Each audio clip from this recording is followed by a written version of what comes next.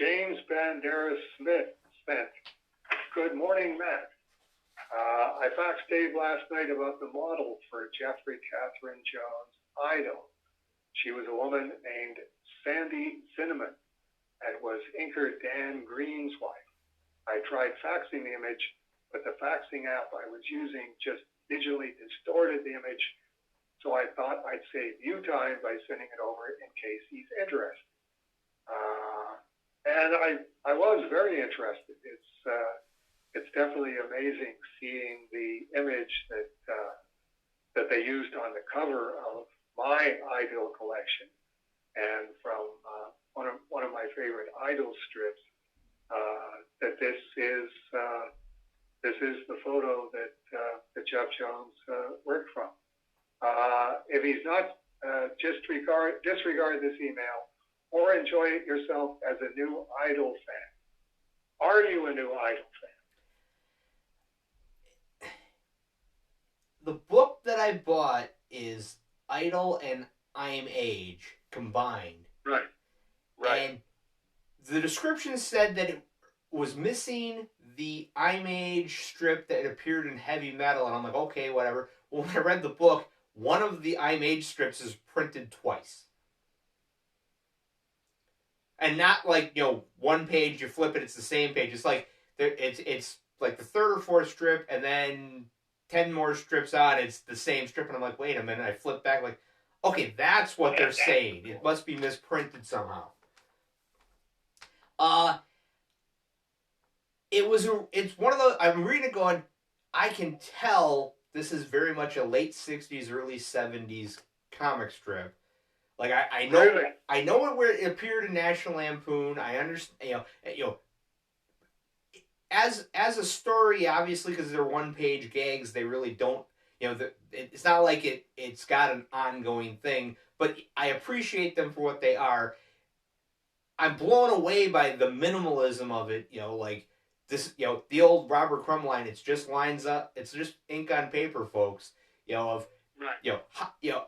see the, at this point, it would be, the best way to describe it is, I'm an infant Dave Sim going, how does he do that? Knowing there's no way I'm ever going to get to that level. I mean, short of somebody inventing a way to, like, put a chip in your head and go, okay, now you can do whatever that guy did, there's no way that my cartooning skills will get that good. I know that they say it's 10,000 bad drawings before you get a good one. I'm pretty sure I got somebody else's 10,000 too. Right. But, I mean, I read it and went, I'm going to end up rereading this over and over again. Because, it's one of those, the first time through it was, okay, part of me's going, oh, this is the strip that Dave did the Akimbo cover based off of.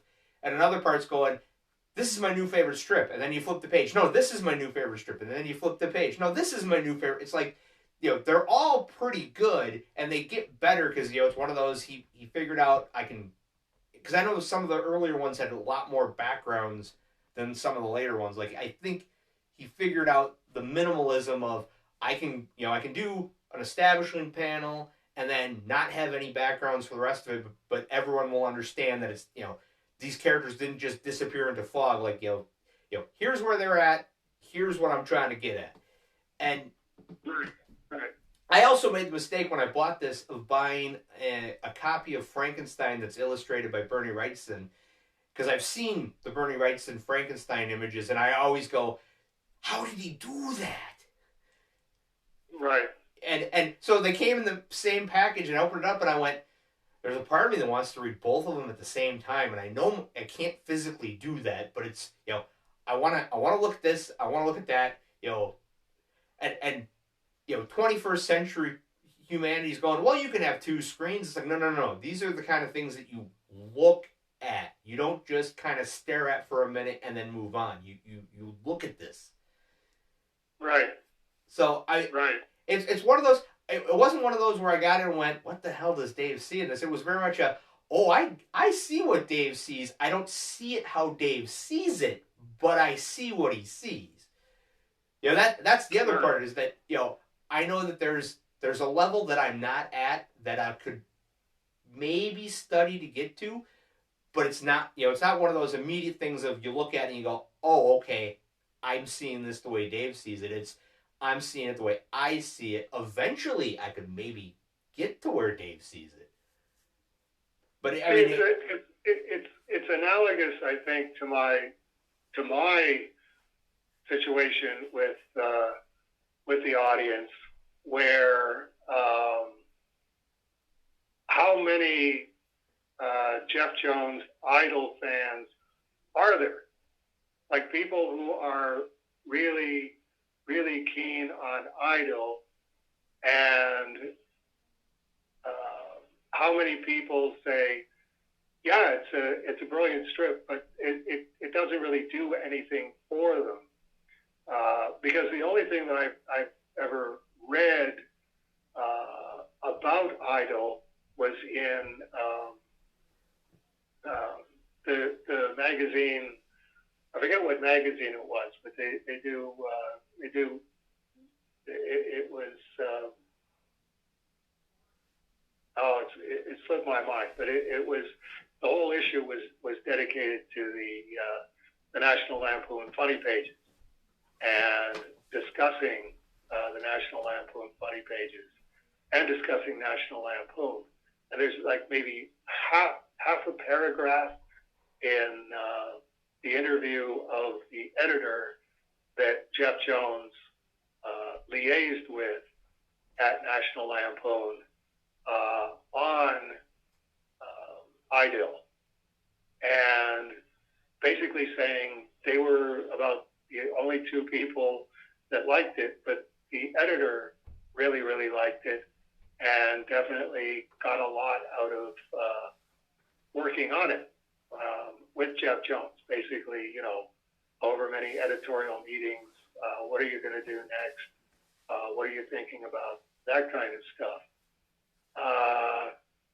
It's like, unfortunately, I think it's a small enough fandom that, as an example, Sandy Zinnemann, if she was the model for Idyl, what does she remember about the experience? Or was it just, Jeff Jones needs a model, he's asked me if I'll do it, and I go, sure. And I just go to his studio, and he says, look like this. Okay, look down a little further. Okay, now look up through your eyelashes. That kind of thing.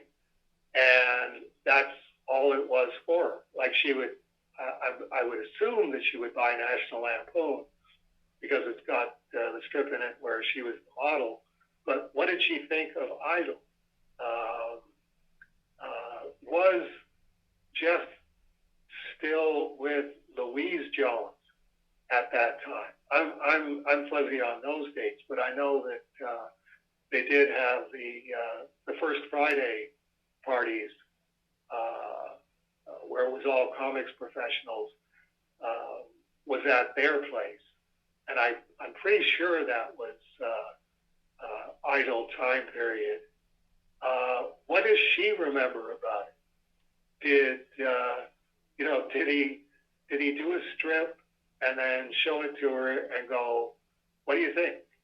And, she read it and sometimes went, that's really good. That's funny. And sometimes went, I don't really get it.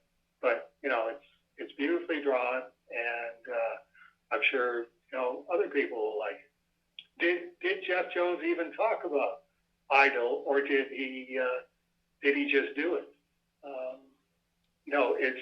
When you're as much of an Idyl fan as Dave Sim is an Idyl fan, I look at the Aristotle strip, ooh, barrels, nothing in this one, and she walks away, and I think, I know that Neil Adams phoned Steve Ditko at some point, knowing that Steve Ditko was in the phone book, and just said, hi, Steve, it's Neil Adams.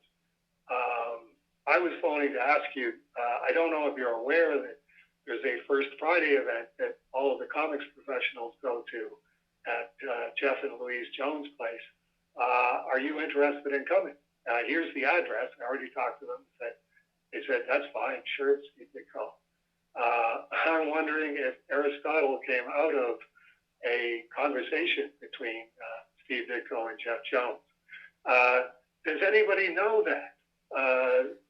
Does anybody from the first Fridays, Bernie Wrightson, who's dead now, BWS, Mike Kaluta, all of those people, Howard Shakin, everybody that went to the first Fridays, did anybody say or look at that strip and go, oh, that's funny. That's Jeff and Steve Ditko having their chat in the kitchen at the first Fridays thing. And who would I have to go and find who would care about that? I don't know. I think it's one of those microscopic fandoms where the information is still out there. All the people who are privy to it are getting older and older and older. Present company included. So thank you, James, for the question. It's anytime I get a chance to talk about Idyl, I love being possibly the only person on the planet who does that.